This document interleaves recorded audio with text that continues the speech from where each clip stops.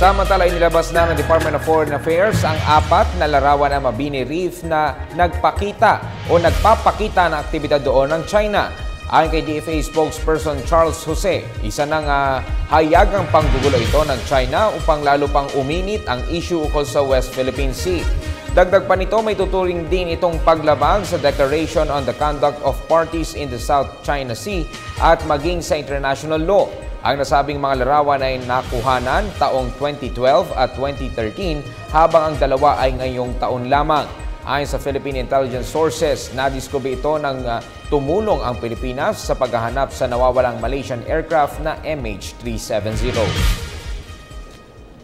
Kaya nga, sa protest natin, sinabi rin natin sa China na ma-undermine yung ginagawang pag-aaral ng arbitral tribunal sa ginagawa nilang reclamation. Kasi naiiba yung nature nung nung land feature na yun Iniiba nila So, nababago yung status quo. So, another of China, possibly?